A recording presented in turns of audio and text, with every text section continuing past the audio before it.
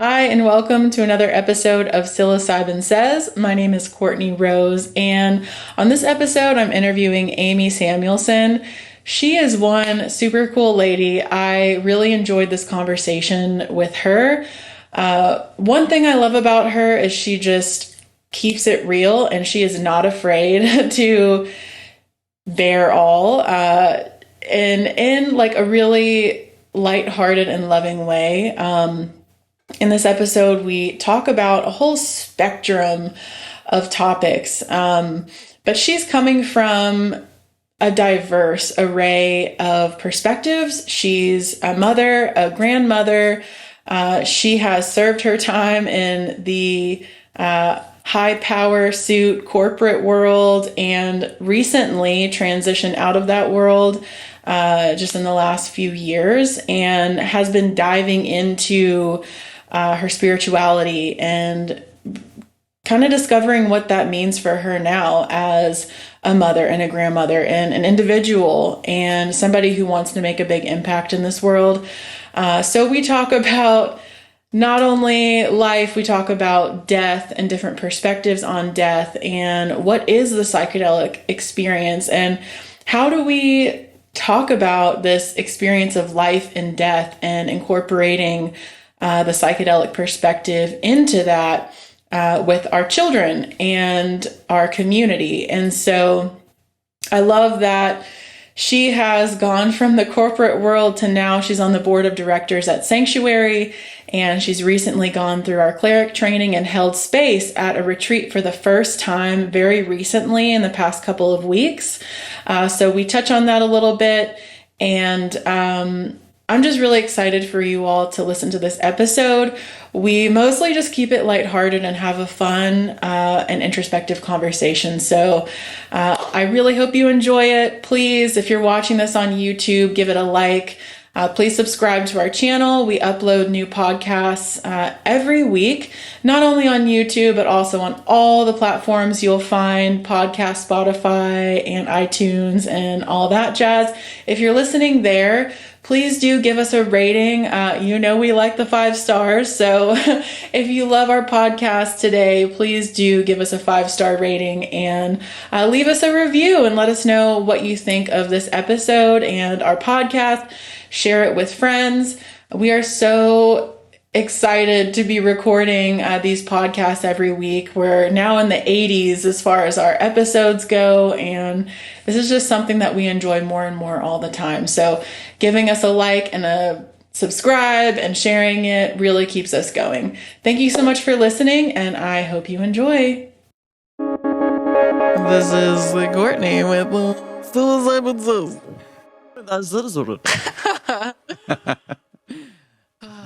Yes, we are live. You have such good posture. Oh, thanks. My mom, it's actually a funny story. Well, of course, skating contributed to my posture. They'd have us do like shoulder checks. Posture. Coach would yell at me from the sidelines. Shoulders.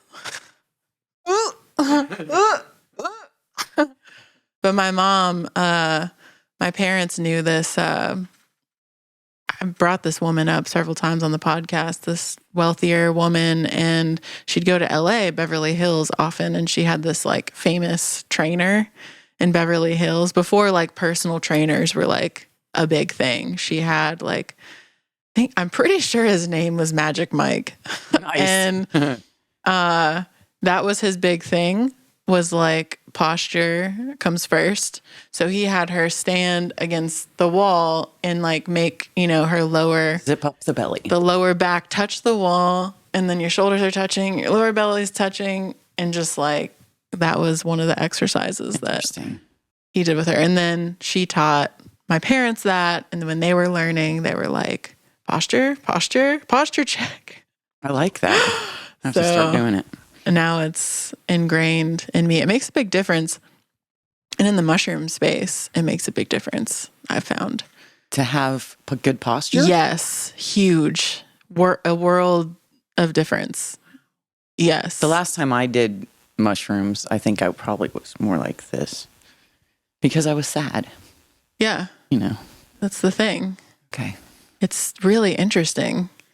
I used to trip when I first started eating mushrooms. Like Eric and I would lay down. We'd be laying down and we had like a whole, like cocoon of blankets and things. And we'd be laying down and just like, the mushrooms would come on and we just like put the blankets over. And it was so hard for me to, like, when the dark waves would come and the, whatever you want to call them, like entities who would just be kind of like confusing.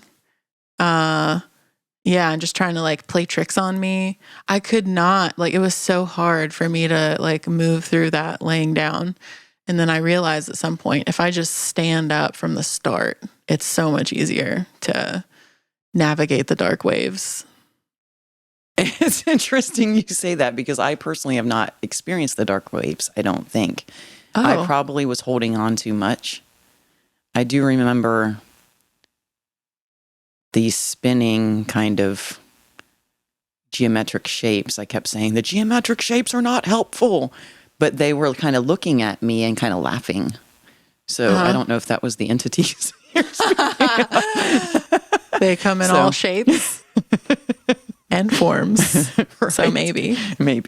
Well, thanks for being on the show today. Thank you. This has been long awaited. We've attempted to record several times now, I think. And here we are. It's happening. Eric's not here, but only because Theo has an ENT appointment. So now I get to have the pleasure of just, me and you doing this. Yeah, it's nice. I'm grateful for that. Yeah, girl power. Am I allowed to say that? No, you're canceled. I'm not allowed to say that. Connor, cut it out. I'm just kidding, Connor. Don't cut it out. Just kidding. Just kidding. Yeah, so for those of you who are listening and watching who don't know Amy here, where do I begin? So we met Amy on retreat, really officially, which was just over a year ago? January. Oh, it was January. Yeah, but okay. I started attending Sanctuary services a little over a year ago. That's right. So we met in person. I think the first time would have been the retreat. In January. Yeah. And then shortly after that, you became our treasurer. I did. For Psanctuary. Yes. Accepted that noble position. And it seems like anybody I ever try to get involved with needs a treasurer. I'm like, why a treasurer? Yeah. Okay. Yes. I know. Because, so many people don't want to be the treasurer. Yeah. It takes, very special skills. Which you possess. I possessed. So excited. Yeah. And then you went through our cleric certification program. I did. It's really neat. Just the whole experience with Psanctuary so far. Aligning, I guess, so well with kind of the vision of, I just think, a community that could really benefit us all. And so when I first started going and I started hearing more and more, I thought, wow, I really want to be involved with this. And I think I underestimated the mushroom a little bit because I had experience with other psychedelics. Mm-hmm. And so the importance of learning the cleric skill, it's just so important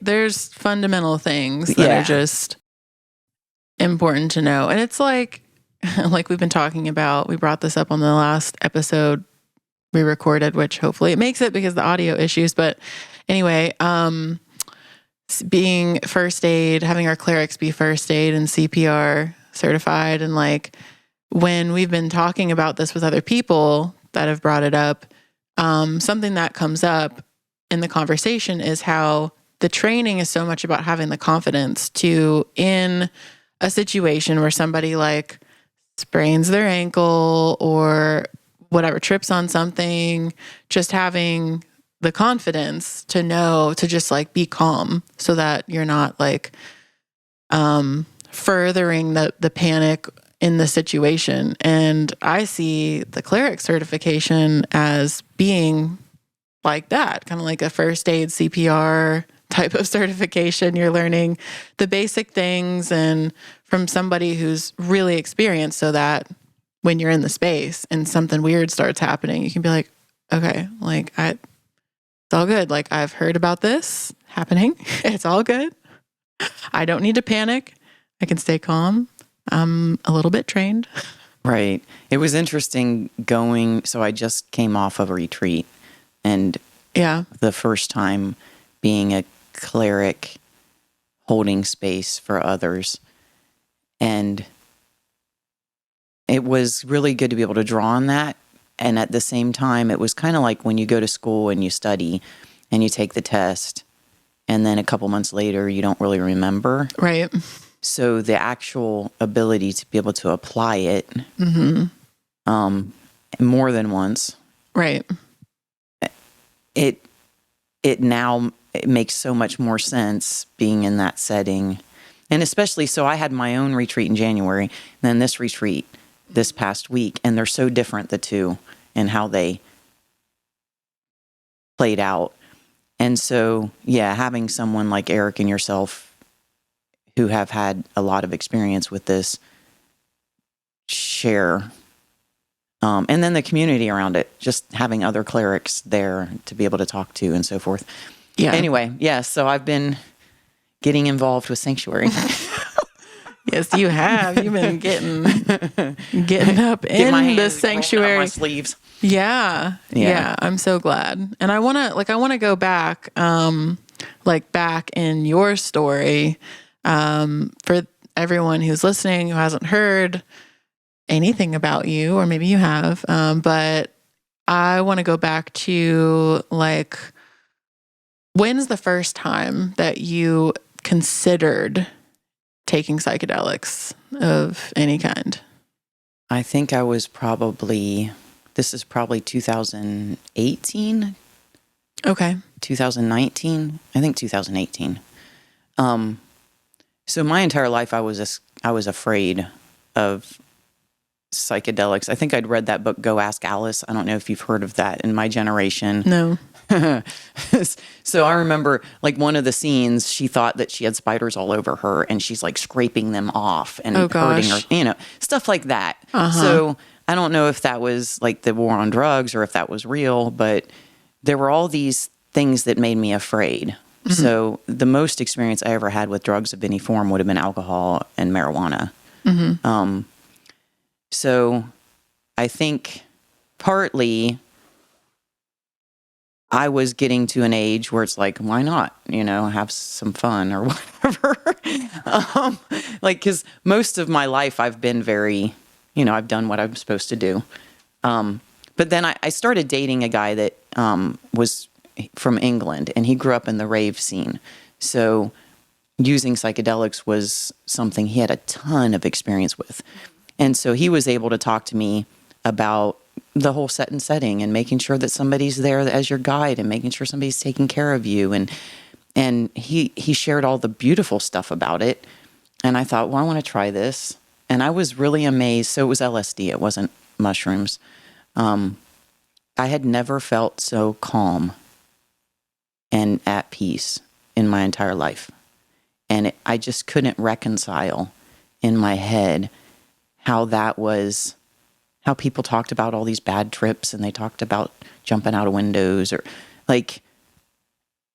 to me, it was what a Buddhist is trying to, or a monk that sits in the mountain for 30 years trying to get to that moment of being present in the now and feeling the oneness. And why would we not want more people to experience that?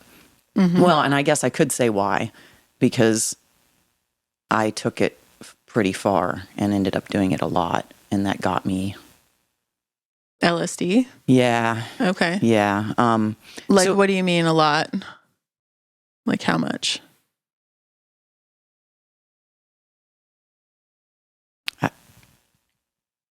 More than once a week for.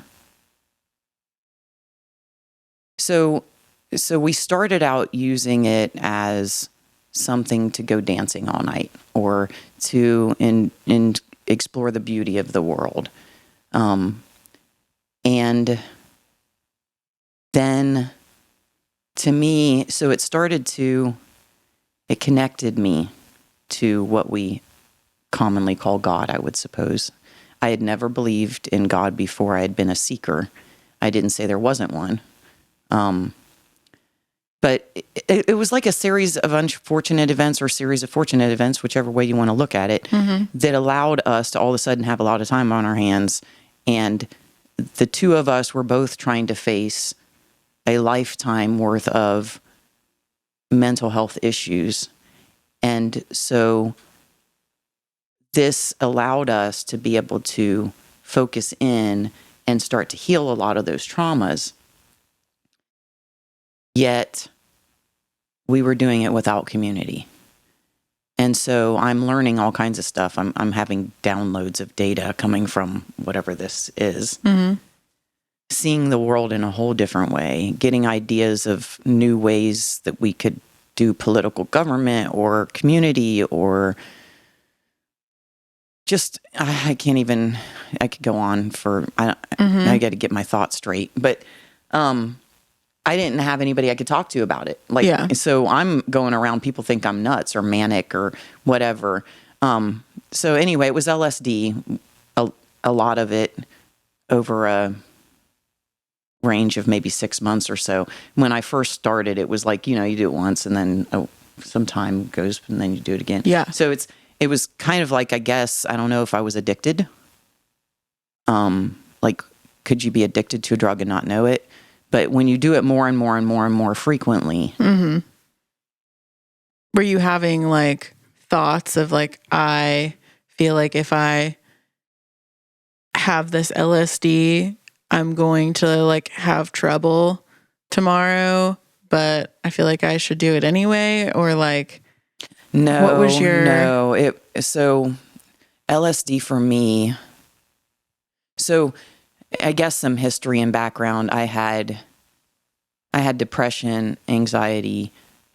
I had been diagnosed with fibromyalgia. I had digestion issues. I had tension. I had headaches. I had, like, my whole body's always in pain and feeling like I'm carrying a boulder uphill or something, tired. And so LSD for me was like, if you take this, all of a sudden you feel like good. Yeah. Like I could hike for hours and not get tired, or I didn't feel sad. So I could just be in the moment. Right. So I guess I would want that more. Right. Now it was good because LSD, and I think any psychedelic, I couldn't take it every day because then I'm not going to feel anything, but I could take it just to not have to feel pain and not have the psychedelic experience if I did it frequently enough that I wasn't getting visuals and all kinds of stuff. So is this like microdosing or not? What was the dose? It would be, so normally between 1 and 2 tabs. What is that? Okay. I don't know. I know so little about LSD. I've only engaged with it a few times. So most people would probably take 1 or a half to party or have fun. Right. And then if you take like 2, a little square. Yeah, a little square. So is that, I think that's 100 micrograms. Okay. 1 milligram. So sometimes 1, sometimes 1.5, sometimes 2. I didn't go crazy and have like 7 or something. Okay. Yeah. So then if you God. Yeah. Well, 7 a few times a week, I think, would be. If you did 7, you're probably seeing aliens and like melting into the couch. Have a lot of trouble engaging with your fellow peers and. Right. So if you wanted to, oh gosh, I'm thinking about my family watching this, and anyway. So if you have 1 gram, let's say, or 1 tab in order to go out partying and have fun, and then the next day you want it to continue a little and you take more, well, you're not going to have the same effect, but you might have the effect of, at least I can go a day without the headaches and the stomach aches and the knee pain and and then being present and enjoying the moment more. So it was something that, I wanted to do a lot of. Yeah. But I guess the part I was trying to get to before was, so I don't know if it's because of the LSD or if it was because of the combination, like we say, set and setting.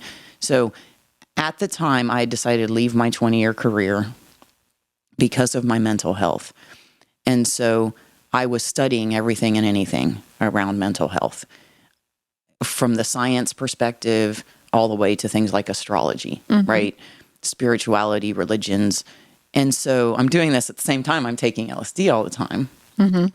So to me, it opened up the floodgates where I'm feeling like I know the formula of the universe and I can reconcile all the religions and they all mean the same thing. And oh my gosh, I know like how differently to see the world. And so I started coming up with all these ideas and so who wouldn't want to live in that world, I guess? Yet you have to be in this 3D reality with other people. And if the other people have always known you one way and then you all of a sudden start talking another way, that's not comfortable for them. And I don't know at some point if it became psychosis or like when I look back on it now, everything I learned, I'm glad that I learned. And yet I wish I would not have hurt the people around me because I let it get out of hand. Yeah. Yeah. So, well, it's so hard. Like, I mean, you just mentioned at the time you had decided to leave your career of 20 years, you said? Yeah. Yeah. And like going through, like carrying all that trauma and pain and everything for so long and then getting some relief from it. I mean, it's such a challenging process to navigate that. And on so many levels, like here, like on one hand, the relief is happening. And then on the other hand, there's this like tension in relationships and like in a path forward. Cause it's like, how can I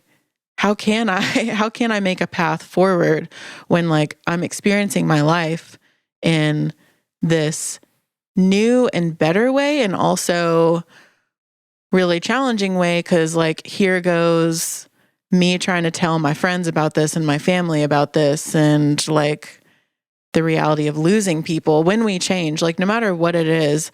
Like when I was doing coaching and like throughout our time in Jamaica working with people and like with Psanctuary, just there's this consistent thread of change being so hard, not because of actually the change that we're making in our life to make it better, but because of the people around us associated with like affecting them. Like by improving our lives, we then like force the people around us to have to think differently or be like frustrated with us because they don't want to think differently. right. And for me, what I was learning, it was kind of like if you take everything you ever knew and you turn it inside out and upside down. And so then if I try to explain that to the people that have known me my entire life, and I also do things like leave a 20-year career. It's not only like my awakening and my shock to my system, it's theirs, especially my children who fear for my safety and don't want their mom to change into some crazy person. Even though ultimately I think that it was exactly what was needed and was meant to be. I just wish I could have done it without hurting people in the process. Yeah. Yeah. I mean, it is such a hard thing to navigate. Like big life transitions like that are the communication part with our loved ones is just as hard, if not harder than anything else, I think. 'Cause like when people don't understand and we're trying to convey to them our feelings and our new perspectives and they don't get it, it can just be and then really also sometimes then being afraid that they won't get it, so then not communicating it in a way that's effective. Or sometimes it's like, I mean, everybody in my family and friends actually was supportive and they were there for me. It's just that they didn't know how to react to the way that I'm all of a sudden now talking. And I guess I would say, like, I don't know. We can cut this section. Maybe. Maybe. So I don't want it to sound like all my friends and family weren't supportive. And, it's more, I'm talking about big things.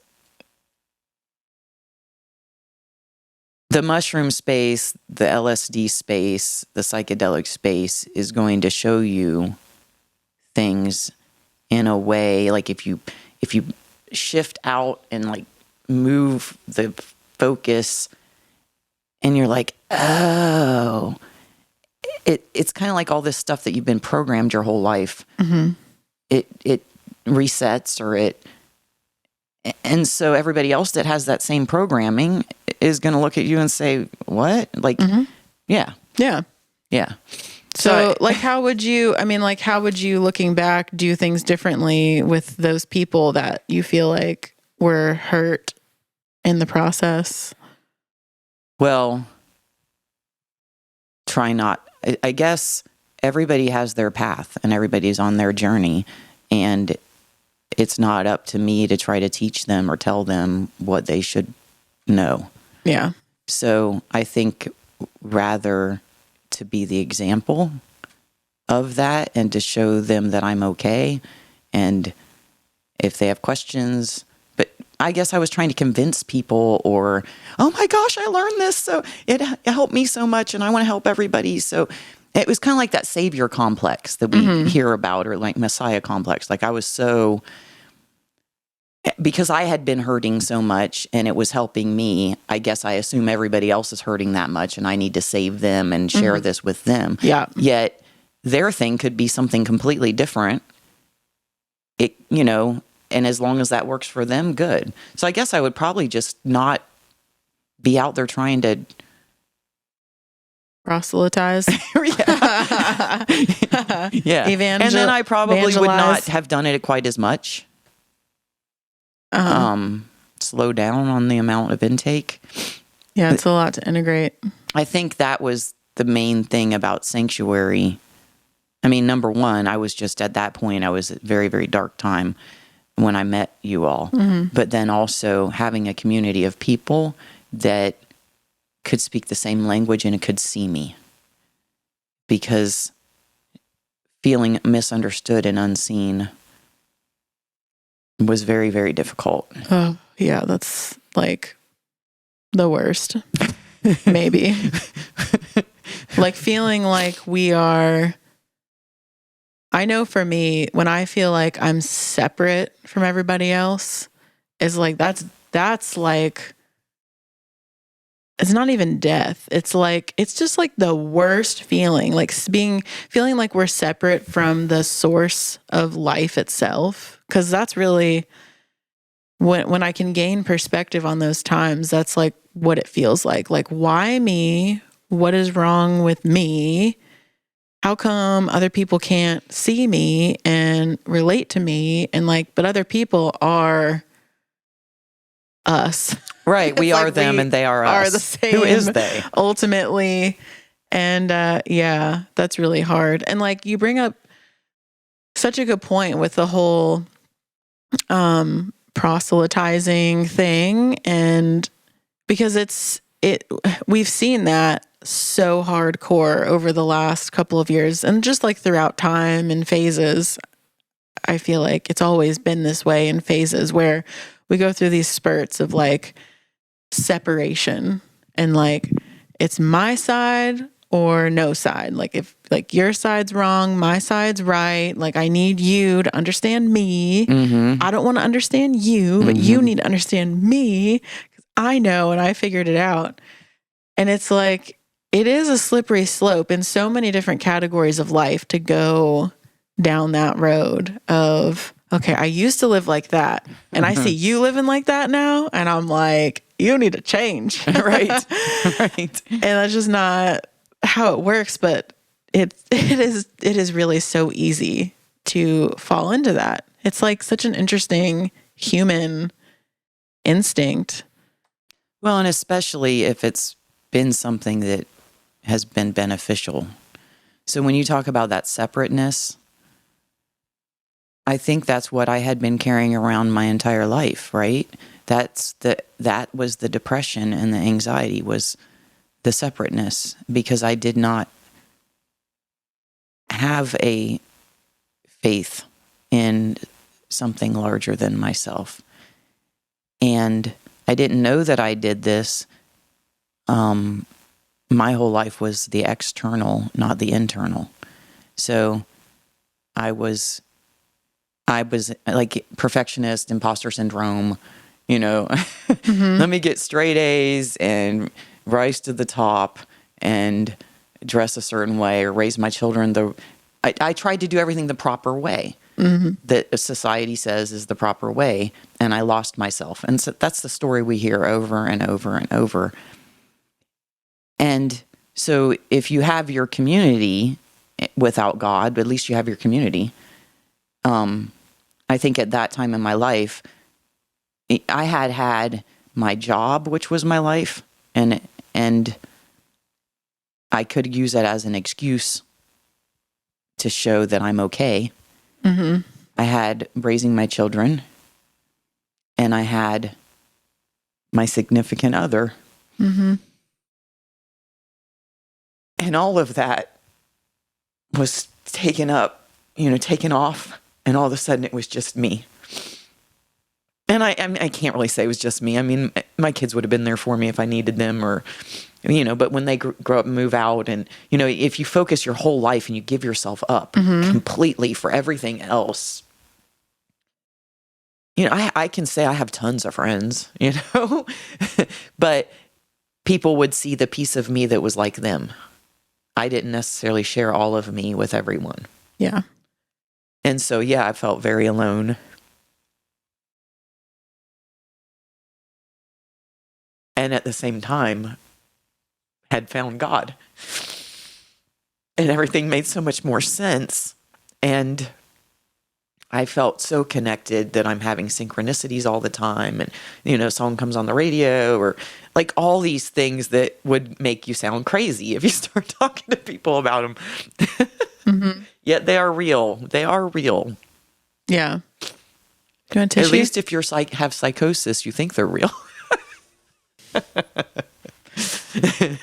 I'm okay. I mean...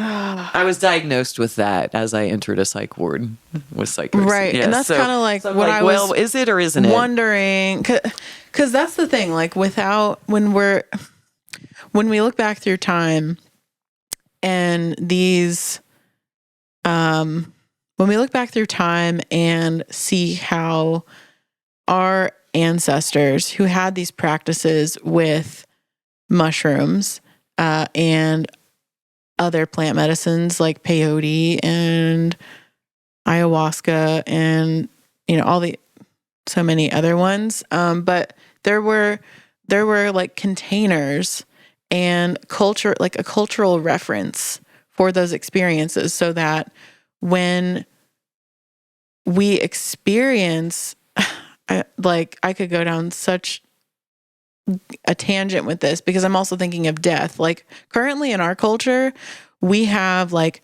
no framework for navigating death. Like it just somehow disappeared. Right. And it's such a stigmatized conversation.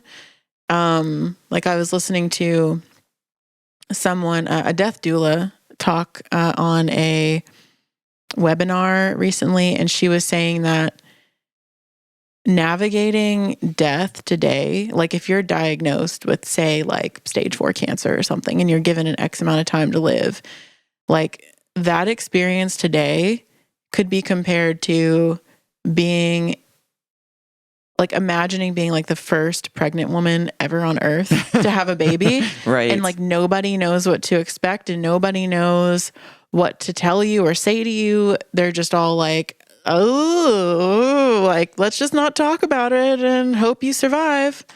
And like navigating that death is what that's like today. And I just thought, like, yes, when I heard that, I thought that is also what navigating the psychedelic experience is like today, because we could say that they might very well be like one and the same types of experiences. And so when we're trying to do that with no community, no framework, of course we sound like we're psychotic, because it's like, how am I going to talk about this extremely important and monumental experience when people are looking at me like I'm crazy, but I'm not. But am I? Because you're looking at me like I am, but I feel like this is really important for me to talk about, but like nobody will talk to me about it. It will make you go crazy. Yes. And like I said, I think I opened some sort of floodgate. So my mind was processing so much information. I don't even. So that's partly, like, I was so excited to find Psanctuary, because what Psanctuary's doing checks a lot of those boxes of the things that the LSD was telling me. Like what?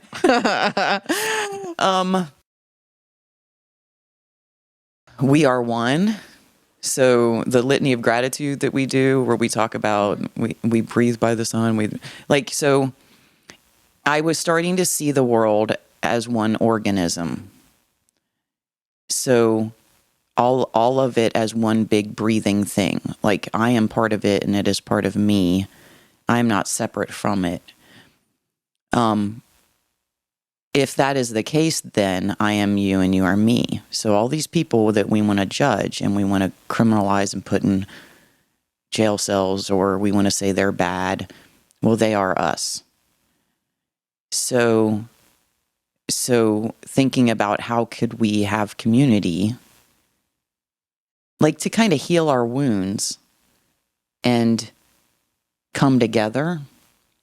So I like that Psanctuary is like non-dogmatic, all-inclusive, that kind of stuff.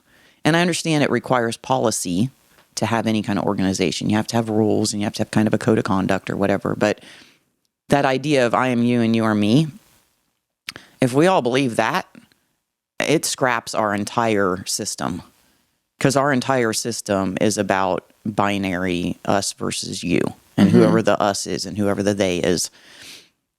The borders between cities, states, countries, all the religions, basically, I was seeing like it. So it was kind of like mathematical, the nature of the universe in mathematics, like divisible by zero equals love.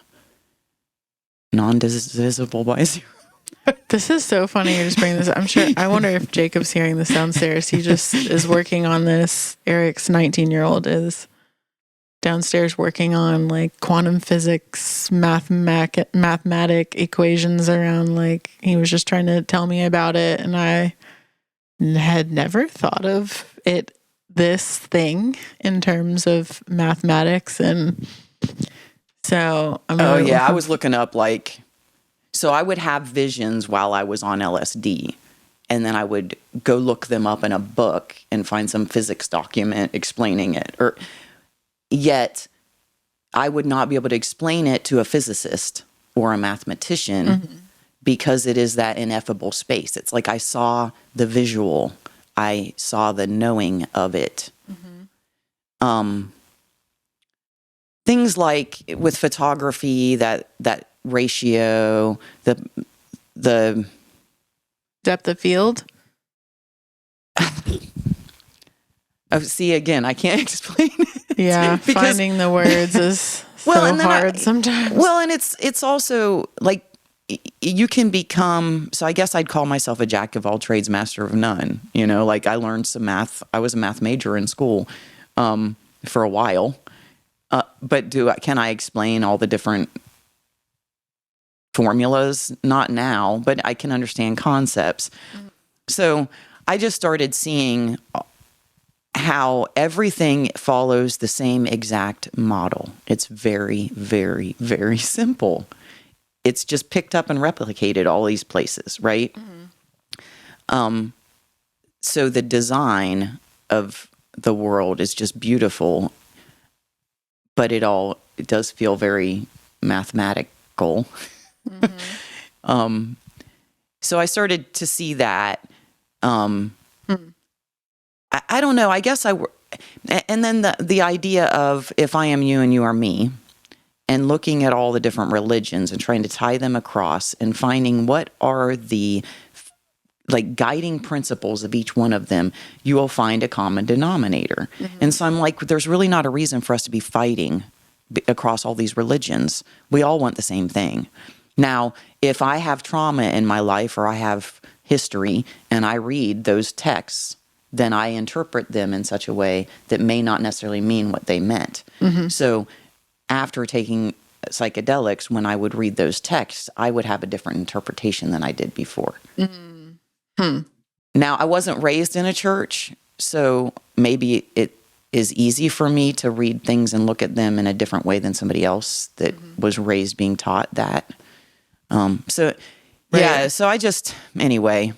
So, well, you mentioned before, I think you said before you started eating LSD on a regular basis, which you'd no longer do that. But before you started doing that, you didn't believe in like God, or you identified as an atheist, or like how would you describe pre-psychedelic Amy as far as spirituality and Seeker. I did not know. But you wanted to know. I wanted to know. So I guess this is my religious trauma. My mother is atheist. So growing up in the 70s, the 80s, I did have my grandparents, Catholic on one side, Methodist on the other. So I did go to those churches occasionally. I went to church with my friends across the street occasionally. I got made fun of because I didn't go to church. You know, it was expected you would. So I always felt kind of an outcast or something to not have religion in my life. Yet, if I were to believe, then that would mean my mother would burn in hell for all eternity. So what choice does that give me? If you were to believe? Yes, because if they say you don't believe in God and you don't accept Jesus Christ into your, then you will burn in hell for all eternity. Yeah. Well, then if I accept that, then that must mean my mother is going to burn in hell for all eternity. Right. So as a 7-year-old or something, I'm like, what decision is this? How am I supposed to choose this religion that's going to burn my mother in hell for all eternity? Right. I think it's a great thing to tell a child. I mean, why not? It sounds like a really healthy outlook. I had the poem on my wall. Now I lay me down to sleep. I pray the Lord my soul to keep if I die before I wake. That about equates to please take my soul or whatever. Like, it was just scary to me. It was right. That like right when you said that, I thought of reading this book that I reference all the time, The True History of Kentucky, and it talks about how when the settlers first arrived here in Kentucky, it was a very real thing that Native Americans, the Iroquois in particular, were a very real physical threat. And the parents would often tell the children, like, you know, if you don't lock the door, if you open the door before you look outside in the morning, you will be decapitated. Like, you will. And that was because it was not like on a daily basis, but it was a very real thing. Like, that was not a myth. That was like a thing around these parts. So it's like similar, like, before you go to bed, honey, in case you don't wake up in the morning, just remember to say a little prayer. And that's what I could see that, it was anyway. The other thing, I guess, the other religious trauma would be in going to the Catholic Church with my grandparents. I got to be a certain age where everybody's going up to get their sacrament, and I wasn't allowed. You're not good enough because you didn't go through our processes. So this was your mom's My parents? mom's parents were Catholic. So yes. she like defected from the Catholic Church? She was raised in the Catholic Church, went to Catholic schools. I don't know that it was like traumatizing or bad or anything. Like, it was decent. She just started questioning it. She was like, why is it that what we believe everybody else is wrong? Mm-hmm. And then she ended up going to school, and she took sociology, a couple classes, and like science classes and so forth. And she started to just question it all. And so I don't know what other reasons she has, but she's more of the perspective of when we die, we become earth again, mm-hmm. right? And then she's able to live on forever through me and through other people that, imagine the number of people that you cross in your lifetime, or pets, mm-hmm. or trees, or whatever. The impact you have on all of those things is what lives on. Mm-hmm. And you then, become earth, and mm-hmm. worms eat you, or whatever. So to me, that was very terrifying. It works for her. She's not, but I guess for me, I was always, because I wasn't raised, I remember once saying, I wish I had been, this was something that really upset my sister-in-law and my niece, and I apologize, I'm so sorry. But I said, I wish that I had gone to church since I was a kid, so that I could be, like mind controlled or whatever, like how we all believe in Santa Claus when we're little kids, right? Because we're just taught that, and so we believe it. Right. I kind of wished I was raised in a church so I would believe it. So instead, I guess I was just always wondering, and then I would always have this kind of like, if I did go to a church with friends and they would do the little prayer to accept Jesus, like I would try, but I just couldn't get over a God that would make me bow down to him. Otherwise, he would burn me in hell. Mm-hmm. Like, I just couldn't get over that. So then I started I was just always interested. So I'd like Hindu, or I took like a religious comparative religion course in college, and mm-hmm. I would read different texts, or just throughout my life, I just stayed open to a lot of it. Mm-hmm. And I had the theory that God talks to us at different points in time throughout history in different places, and then the people that hear it share it. And by the way, my brother has a podcast called Hear It, Share It. Called what? Hear It, Share It. Hear It, Share It? Really? Yeah. Wow. So when the people that hear it, share it. And so I believe that I always thought all the religions were true. Like, if you happen to be living in India, you learn this, and if you happen to be living over here in, the Muslim countries. So if I were to have LSD talk to me, and LSD has put me in touch with God or the source or whatever, and then I write a book, and then people use it as a method. Mm-hmm. That these things happen all across the way, and they're all true. That's the way I've always thought. That's what stumped me as a kid. Like, I feel grateful that it's interesting to hear you say like that you said that at one point in time to your sister-in-law and your niece, like that you wish you would have grown up and just kind of been indoctrinated and not had to think. It was the words I used, too much made about it seem offensive to them, and I didn't mean to be offensive. But, okay. Yeah. Well, I mean, like it's interesting to hear you say the word I used. Brainwashed. So you really felt that way? That you wished you would have been? Yes. Really? Yes. So that I wanted to believe in God. I wanted to believe, like I always felt like people that went to churches they had that whole family and community and customs and celebrations and traditions and Right. but it's probably the community more than anything. Yeah. And then the connection, like if I feel like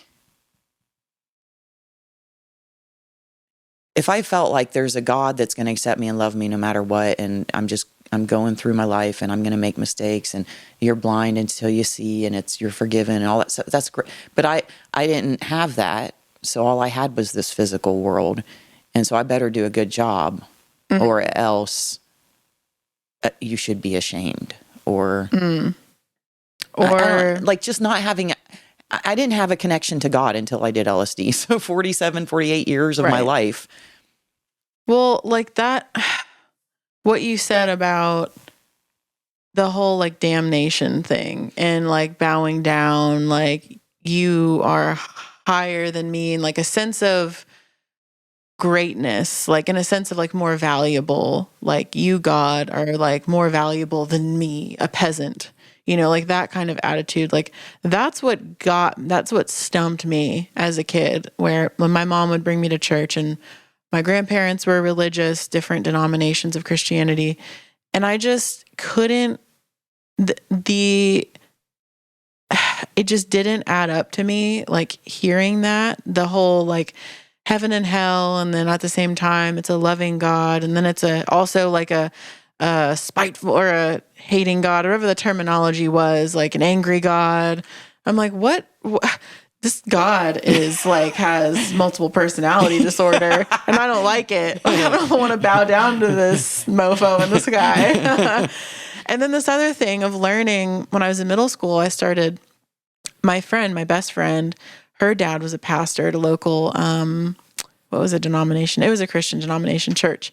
But in their youth group, they did learn about other religions, which I'm really grateful I had that experience, because I didn't even I thought there was only Christianity, which is really messed up. Like so many people still to this day think like they just aren't exposed to the fact that there are other religions.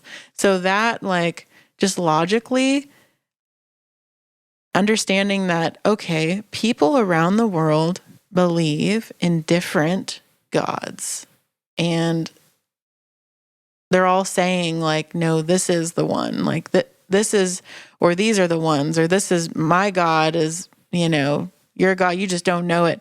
And it's like, how do you work that out? You can't be doing that. But if you really believe it, then I could completely understand why people would wage wars over it, right? Like you're trying to save everybody.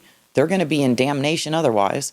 Yeah. They better do it my way, or else this God, it's so scary though. I mean, yeah, it's just like a logics, like maybe if everybody had like a logic 101 class in middle school, like we'd all be maybe better off. I don't know. Well, if you deduct everything in love, if you deduct everything that we read into all these different, that's to me, like if we just, and then the treat others as we treat ourselves, it's not like treat others as you want others to treat you.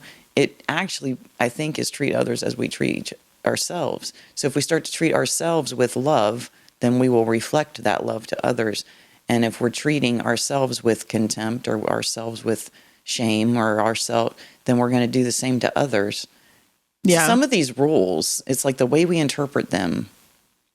It's like if we just flip it upside down or inside out, it's like, oh, that's what it meant. It did, at least to me, because I'm right. Yeah, right. Me too. Everybody should listen to what I say. Yeah, we have it figured out. So yeah, if you got any questions about how life works, you all just ask us. Comment below. So like, how did you talk with your kids about death and like that whole topic? I don't even know. Did it come up? Like when y'all pass, this has been a thing like with Theo lately, because we live right by a graveyard, and on the way to school, we pass this really big graveyard cemetery every day. And lately, since our neighbor just passed on 2 weeks ago, he, or Theo's been like asking a lot of questions. Like, I don't understand. Like, where is he?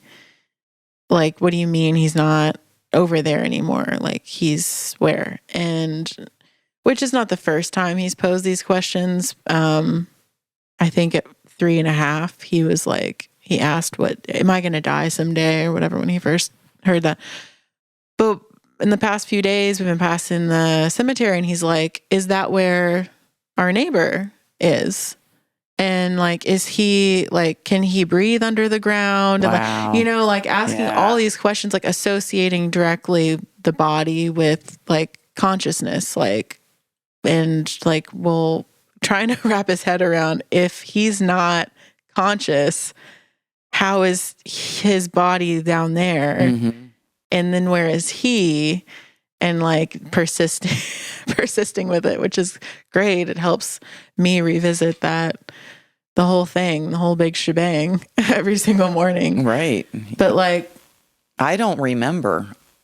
I probably would have said something similar to the heaven, like when we had my dog pass away, went to doggy heaven, or that your spirit leaves your body and it goes back to God. I don't know. I don't know that. I honestly don't know. I'll have to ask my kids.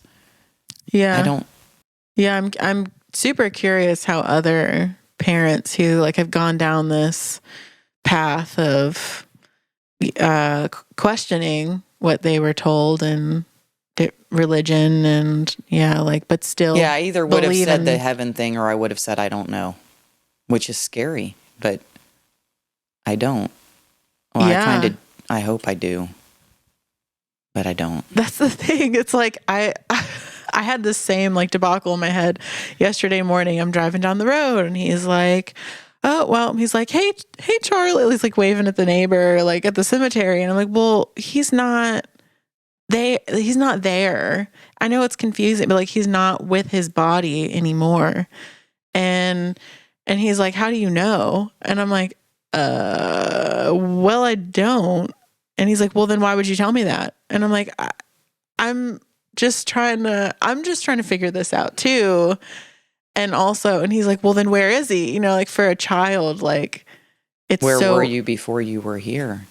Right. That's even, maybe he would remember. That's kind of like, I've used that before. Like, well, do you remember, like none of us remember where we were before we were born. And so it's like this the same thing. Like you were somewhere before you were in your body right here. So it must be that you go somewhere like before you were born. And he seemed to, reflecting back on that, just kind of be like, oh. Yeah, but if you get on the bus to go wherever it is and it was an undisclosed location, nobody could ever know where you went. An undisclosed location. Well, like if I were to say, Courtney, I'm going to take off. I'm glad we got to spend some time and space together. And then I left. And I never told you where I was going. Right. I wouldn't have probably disappeared. I went somewhere. Yeah. So that's why I said, like, if you got on the bus to go to an undisclosed location. Into the light. Right. Yeah. So if we are put here to forget, so if we need to learn, this is a theory. So God loved us so much that he sent his children down here to be apart from, to then learn what it feels like to be part of. So you have to be apart from in order to know what it's like to be a part of. Yeah. And then perspective. We're supposed to try to remember that while we're here, but our mind is erased before we are sent into the video game to play. That clever dude in the sky. But we get however many health points, like once you can play again. Right. Yeah. Yeah. It's fun and interesting, and to me, like empowering to like maybe not empowering, probably more like humbling is the term, to like remember that there's so many possibilities of how this thing that we're in works. And yet, yeah. And that actually makes it more fun, right? I mean, I think so. And that's what's been so strange about like the way that I thought of the world before and after LSD. And it's not even just LSD. I think it is, I had the opportunity, which many, many people do not have ever, to actually have time on my hands without having to take care of anybody else. Time to reflect or time to dive in or whatever. Most of us just rush from thing to thing to thing trying to survive. So it was LSD plus time. Wow. Yeah, time to reflect is like, that is a precious gem. You got to be careful not to go too far down into the pool, though. You don't want to be covered in diamonds. Then you just start to look like something's up, buddy. Yes. Yeah, which having that time to reflect is like with psychedelics, like with mushrooms in particular, like from my experience, like having that time, that integration time before you go in again. And it's not like there's no black and white answer to the question of like, how many mushrooms should I eat and how often? Well, I mean, it's like totally depends on the time in your life and like what you need to figure out for yourself. But that reflection time is just equally as important as going in. Well, and I think I was reflecting upon, again, like 47, 48, 49 years all at once. Yeah. Yeah. So thank you to all the people around me who were supportive, even though I might have not thought you were. What do you mean you don't understand? We're existing on like 40 different dimensions right now. Can't you wrap your head around that for a second? And I was talking to people like, your body is like domain architecture. Domain architecture. So at my job, I did a lot of work with developing. I wasn't a technologist. I was on the business side, but developing software. And so there were domains that covered, like you might have a domain covering data and something over here. Like when we're doing Kajabi, you're trying to do the customer service piece over here and you're trying to do this piece over here. And all the pieces are responsible for a particular function and they all may have some overlap of each other, but they may have connections where they say, if this plus this is okay, then you can do this. Okay. So see, I'm losing you like I do. So I started studying like the chakras. Yeah. And I was doing, what's it called where they poke needles in you? Acupuncture? Yeah. Acupuncture and meditation. It's either that or something really creepy that I'm not sure if I'm ready to find out. Hopefully acupuncture. It was acupuncture. Okay. So anyway, I went off on a tangent, but I started really looking at the human body like domain architecture, like the different parts of your body. If that you take sense. Yeah. Sure. Yeah. It's all like an operating system of different departments. Yes, and all these departments have formulas, and the formulas have pluses and minuses, and based on those you have like a magnet of various opportunities that will come your way based on how your body is or is not in alignment. And beyond those, like that frequency of what you're drawing into you in order to be able to, it's like all about trying to get that balance back or to learn whatever lessons those were that are putting you in the plus or minus. So beyond that is also dis-ease. So if I have problems with digestion or I have problems with my neck, those all mean something because we have these different domains responsible for various things. And there's all kinds of information out there that none of us know about, because we should just take our pill. Yeah. So Right. anyway, so I was telling everybody about all this, the human body. Yeah. And I'm going to write a book, How'd and that go? I'm going to save the world. I just kept saying, I need to find my voice. I need to find my voice, because I'm going around going. So, Yeah. Yeah. Maybe I planted seeds. Right.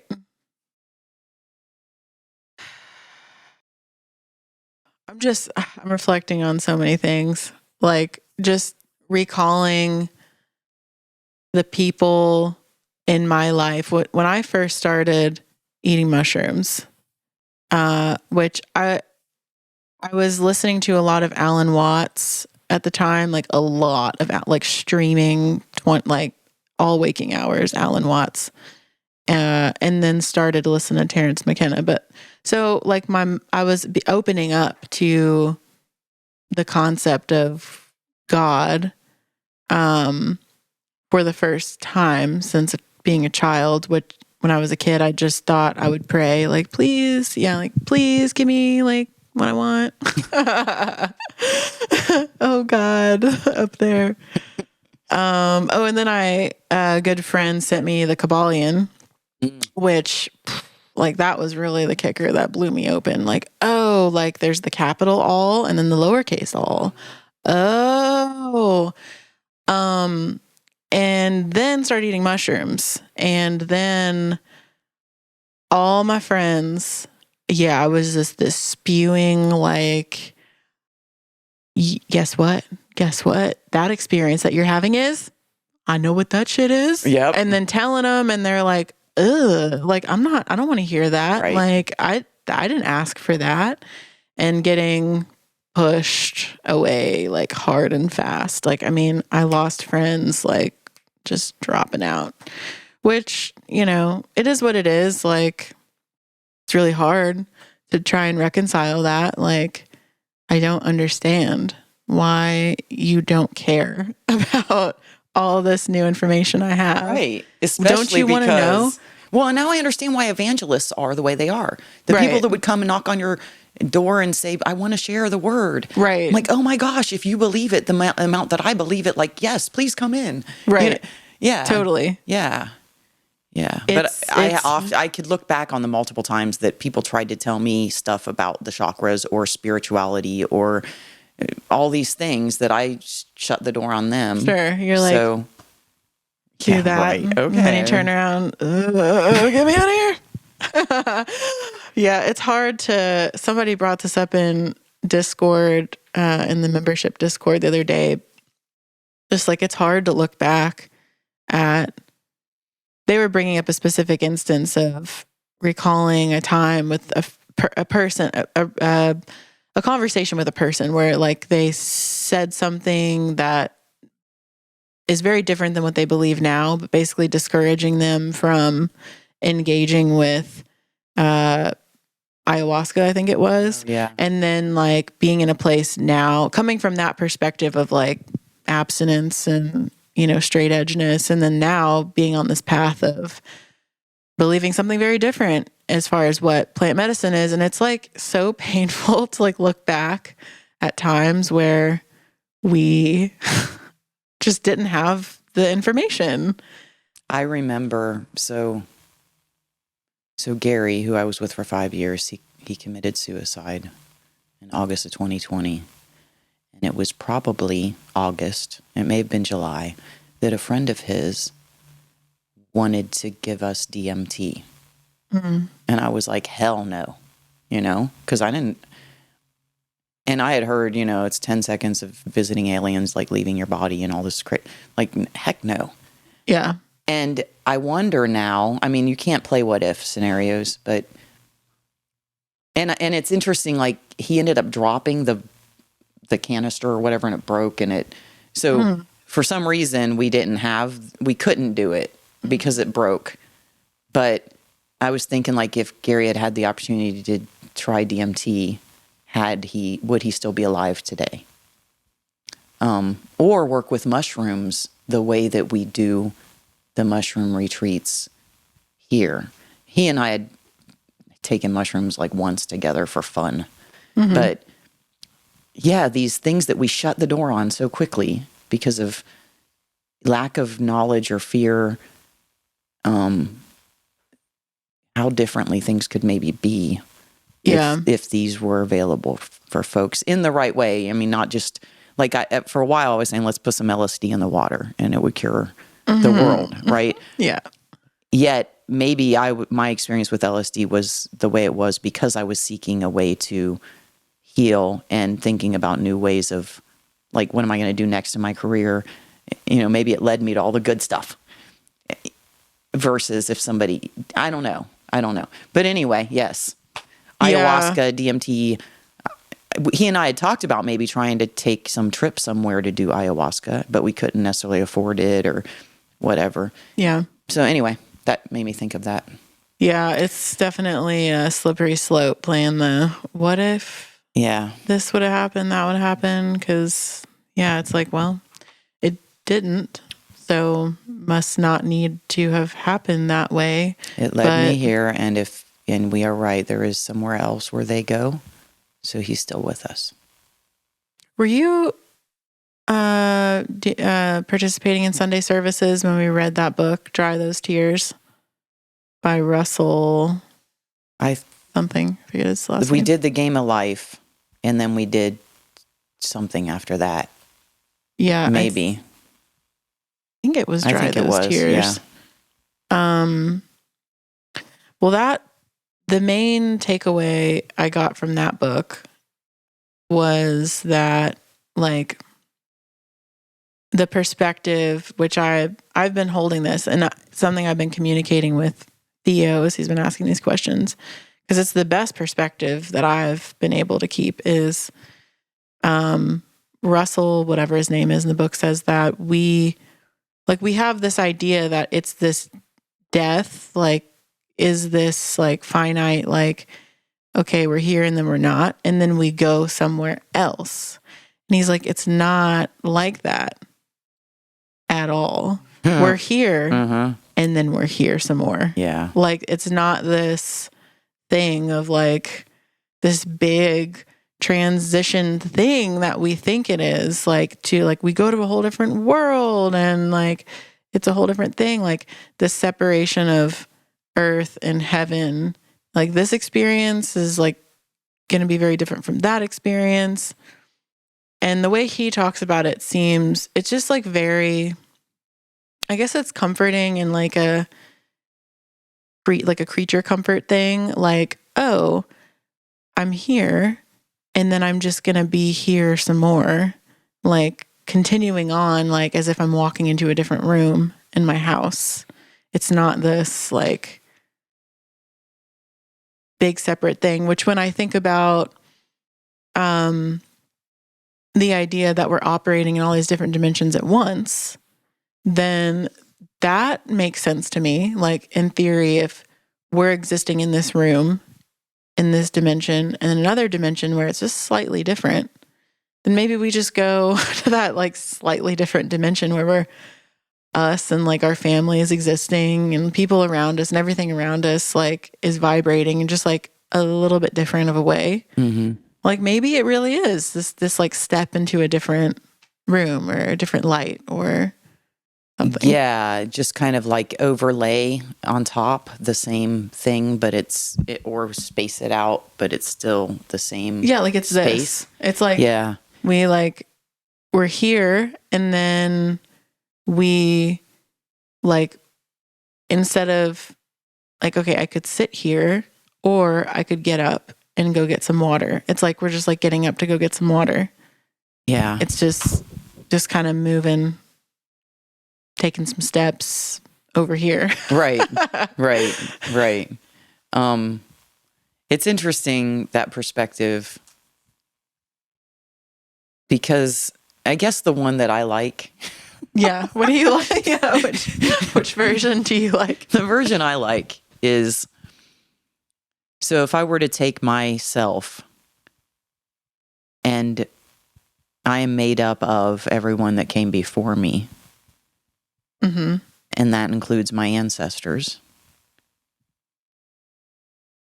And like I had talked about playing the game, and kind of, let me go back in one more time. Right. So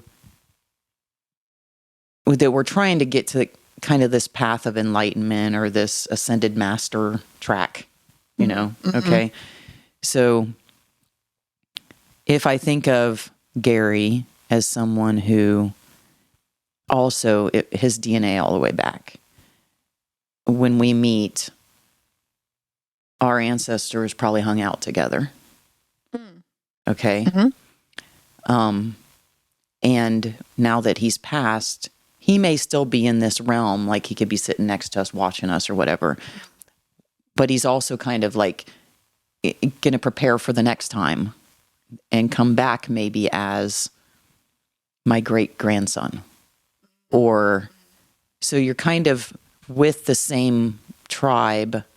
Now it could get expanded because over time, but you kind of keep, and everybody's kind of playing their part. Like there could be things that we don't like about our parents, yet maybe they're playing the villain so that you can learn something. And then you can be like, thank you. Like they signed up for that part this time. Right. Totally. So, and that also then gives me a way to have compassion or grace for someone who is acting a tyrant. Like if I have the DNA so if I take my ancestors, so I have French, Scotch, Irish, English, German, Native American, I should be like fighting myself. I'm beating myself up inside myself, right? Because all the things I've done to myself. Oh. Yeah, wow. So if you think about the people, and Swedish. Oh, wow. Yeah, that's where Samuelson, I guess, is Swedish. Samuel, son of Samuel. So all the people, and going back, let's say 6 generations. I don't know how far back it goes inside my DNA. Maybe it's back to Adam and Eve or whatever. Maybe before then. No, there's nothing before them. Well, I heard from somebody it took like 20 grams of LSD that we came from Mars and then we established here because we messed up Mars. But who knows, right? Similar experiences with mushrooms, so. Right. So anyway, I guess I could say that I'm born with my body, the domain architecture, already being in place to have my central nervous system act a certain way based on my past experiences.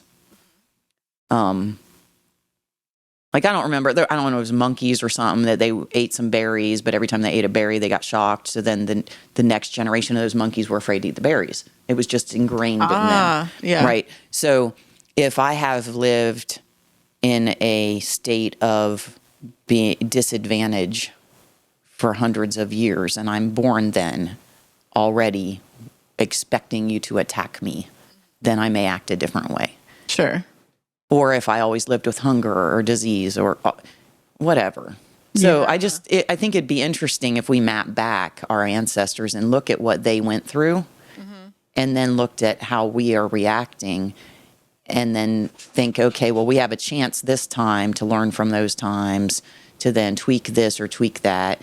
And the frequency of the universe is sending me Courtney to help me through that or to teach me a lesson or whatever. And then once I learn that, I go to the next phase and next phase. Yeah.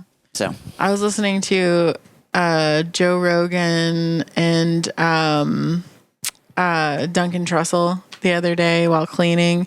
And they said, one of them, I can't remember which one, like, what if our ancestors, like, 3,000 years ago had Twitter? Like, oh, goodness. How fucking great would that be for us to be able to read their tweets? Oh, yeah. Like, and just to think, like, I hope that all of this, who knows where all this data is going to end up, like thousands of years in the future, that we're collecting now, like on the internet and emails and like we had to get to the point where we could create this universe. So what's it created from? Could be. That is a dangerous question. That's like asking somebody why. Why are you this way? I don't know. I'll never know. Well, I keep thinking like we had to get to this point where we could create this. I know that's so, but so Christina the other day, we were sitting on my back porch doing some sanctuary work, me, Christina, and Athena. And music came on that was really good. And so I just jumped up and started dancing. And the three of us just started dancing like crazy, dancing on my back porch, like having a good old time. And I'm like, what a cool thing. I'm going to take a recording and show a sanctuary leadership offsite or whatever. Yeah. Look at us having fun. Content. I know. Social media content. We just been done talking about that. If we just do a little I am sanctuary. So I took the recording. And for some reason, all I recorded was somebody's foot for a minute, or like it didn't. And she was like, that was probably just meant to be for us, right? It wasn't meant to be for the world. But she said, you put it out there into the world by having the intention of recording it. Right. So I'm thinking like the more and more positive stuff that we record and put out there and the positive tweets and that's kind of forming. Yeah. I think if we can change the future, can we change the past? Mm-hmm. So yeah, if they had Twitter back then, what would they say? I mean, I guess we have mostly like the colonialism, like arts. We have history in art and architecture and the pictures of the mushroom and spaceships and stuff on the caves. Right. Yeah, that we maybe got that's some their pyramid Twitter scratches or something. Right. What does this scratch mean? Yes. And then we interpret it based on what we think, right, which could or could be correct or not. Yeah. There's every time I record a podcast, I just want to eat mushrooms right after, like just revisiting all like the bird's eye different perspectives that are obtained in this altered state. Or I wish there was a better term that I had for like the mushroom space and like that psychedelic space of just just zooming out, just like zooming out. Yeah. Of this. Yeah. Perspective here. It can make me sometimes a little insensitive because then I make comments that are from the zoomed out perspective rather than, wow, you really do have to go through this every day, whatever it is that person's going through that is their reality, Mm-hmm. But yeah, it's nice to take a trip every so often to see it from that other perspective to then go, oh, wow, my reaction may not be in alignment of my best interest. Mm-hmm. Yeah, I would love to get more experience with mushrooms. I went on the retreat, which was so significant because I was in such a dark space and it helped lift a lot of depression. Yet I was, what is it called? Resistant. So I would love to be able to dive a little deeper because I was still in physical reality of here. Mm. I didn't journey into a different space. So in the mushroom space, the mushroom space, I was still, I mean, I could see visuals and I felt like I was communicating directly with God, but I was still in the house. You were like cognizant of being in the house, yes. You mean? Yeah. Oh, okay. Yeah. Well, I mean, but that's I could still walk and I could still, I remember the world was coming towards me in the visual, like right now, if I look out at the trees and the clouds and everything was coming towards me. And I remember thinking like, I keep going, just embrace it. It's being laid out before me. I'm not in control. It's coming towards me. I just need to accept it. So I thought it was kind of neat to see that in the mushroom space with everything coming towards me. But yeah, I still knew that this was a couch and I was in Kentucky, okay. And my name is, and like I didn't have an ego dissolution, or I think it was trying. Yeah. So wow. Anyway, I'd love to I plan to get more experience in the mushroom space. Well, If I have anything to say about it, you will. I want to eat mushrooms with you. We still haven't eaten mushrooms together. To do that. Yes, absolutely. So I'm really looking forward to that. Yes, for sure. Me too. Well, this has been a good part 1. Yes. I hope that we have more opportunities I'm expecting that we will have more opportunities to record podcasts together as you come into town, since you're visiting from Ohio right now. So yeah, I'm really looking forward to peeling off the layers of the onion, the Amy onion. Thank you. And it's really nice to have help. What is it? The whole holding space concept is so fantastic to me, because I think oftentimes we're trying to solve somebody's problems and help them. Just to have time to talk and share my story or my experience has been really nice. Thank you. Yeah, you're welcome. Thank you for sharing it. Just being open to, it's kind of like the whole idea of recording a podcast is kind of like similar to this whole idea of like talking about death. Like people think it's one thing, like we were talking yesterday, like what is this like podcast recording thing? And then you get in here and it's like, oh, we're just talking. Conversation. Right. We're just like hanging out. Right. Okay, Amy, before we wrap up the recording today, I need to know the burning question. What does psilocybin say to you? Psilocybin says, it is not your fault. It's not your responsibility. You are not a martyr. Yes. So, I guess I would almost say surrender, because it's like I've been trying to control everything, or I've been trying to blame myself or be ashamed. And it's like, wait a minute, this is much bigger than you. I was kind of put in my place a little, like my ego. So dissolve your ego a little bit and just enjoy, I guess. Yeah. You don't need to take it so seriously. Nice. Surrender. It's not so serious. And you are not in charge, so you don't need to carry the burden on your shoulders. You're a part of the whole. It's been nice hanging out with you. Thank you. And yeah, I'm really excited to do it again. Thank you.